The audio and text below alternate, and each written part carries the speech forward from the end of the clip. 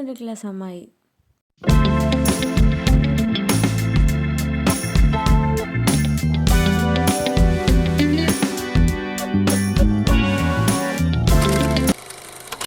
అందరూ ఎలా ఉన్నారు? నేను చాలా బాగున్నాను. Hello crazy people, happy Vaikuntha Ekadashi. ఈరోజు మార్నింగే లేచానమాట. మా అమ్మ గుడికి వెళ్దామని చెప్పి వాళ్ళు షాప్ ఓపెన్ చేసుకుందామని చెప్పి మార్నింగే వెళ్దామని అనుకున్నాము. సో ఇంట్లో అంతా కూడా అన్ని రెడీ చేసుకున్నాం, పూజ చేసుకోవడానికి అంతా అయిపోయింది. సో మార్నింగే లేచేసి 4:30కే లేచాను ఈరోజు.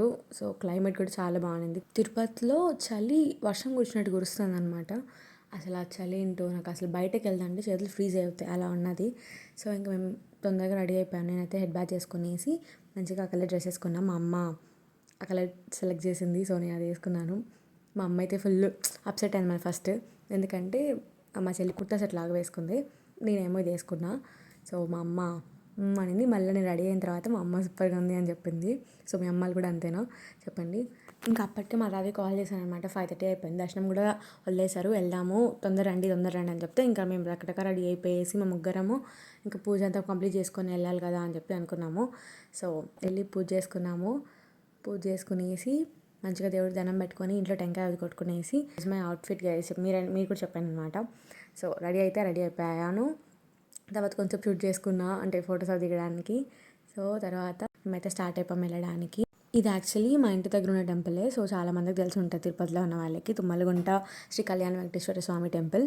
సో మా ఇంటికి చాలా దగ్గర. సో వెళ్ళాము. మా నాన్నమ్మ అమ్మ గుణ కూడా వచ్చారు మాతో పాటి. సో దర్శనంకి అయితే వెళ్ళాము. మార్నింగ్ కదా రష్ ఏమి ఉండదులే అని అనుకున్నాం, బట్ చూస్తే మార్నింగే చాలా రష్గా ఉన్నింది. సో తొందరగా ఇంకైతే మళ్ళీ షాప్ ఓపెన్ చేసుకోవాలి. మేము 5:30కే వెళ్ళాము, అయినా కూడా రష్గా ఉన్నింది. ఇక్కడ డెకరేషన్ అయితే చాలా బాగా చేశారు. చాలా లోపల చూడాలి అసలు ఎంత పీస్ఫుల్గా ఉన్నిందో, ఎంత బాగా డెకరేట్ చేశారంటే ఇంకా గోవింద స్వామిని చూస్తుంటే నాకు ఆ వెంకటేశ్వర స్వామి ధ్యానంలోనే ఉండిపోవాలనిపించింది. అంత బాగా అనిపించింది, అంత పీస్ఫుల్గా అనిపించింది. అంటే ఏదైనా కానీ వైకుంఠ ఏకాదశి రోజు వైకుంఠ ద్వారంలో మనం నడవడం, దీంట్లో మనం ఉండడం చాలా చాలా చాలా ప్రీషియస్ అనిపిస్తుంది మాకు తిరుపతిలో ఉన్న వాళ్ళకి. లాస్ట్ ఇయర్ అయితే నేను తిరుమలకు కూడా వెళ్ళాను టికెట్స్ కట్టుకొని, but this time I'm missing it. But it's okay. ఇక్కడ దర్శనం చేసుకొని ప్రతిసారి నేను ఒకవేళ తిరుమలకి వెళ్ళినా ఇంకెక్కడికి వెళ్ళినా బట్ తుమ్మలగుంటలో మాత్రం ఖచ్చితంగా దర్శనం చేసుకుంటాను. తుమ్మలగుంటలో కూడా చాలా బాగా చేస్తారు, నాకు చాలా ఇష్టం. సో డెకరేషన్ కూడా చాలా బాగా చేశారు ఇక్కడ చూడండి మీరైతే. మేమైతే టెంకాయ కొట్టుకునేసి కిందకు వచ్చి ప్రసాదం తీసుకొని కింద గరుడ వాహనంది కూడా పెడతారు. సో అది కూడా దర్శనం చేసుకునేసి ఇంకా రిటర్న్ అయిపోతున్నాం. మా అమ్మ రా అని చెప్తుంది.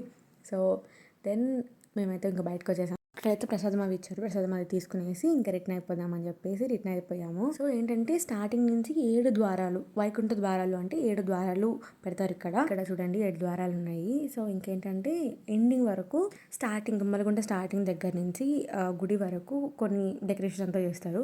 వాహనాలు ఉంటాయి కదా దేవుడికి, ఏదైతే వాహనాలతో మనము ఆయన ఊరేగిస్తామో అలా వాహనాలన్నీ పెడతారనమాట. వీళ్ళు ఎంతమంది తుమ్మలగుంట టెంపుల్కి వచ్చారో కామెంట్ చేయండి. అండ్ తిరుపతిలో ఇంకా ఏ టెంపుల్స్కి వెళ్ళారు, ఎలా జరిగింది మీ దర్శనం అనేది నాకు కామెంట్ చేయండి. తిరుమలకి వెళ్ళిన వాళ్ళు కూడా కామెంట్ చేయండి.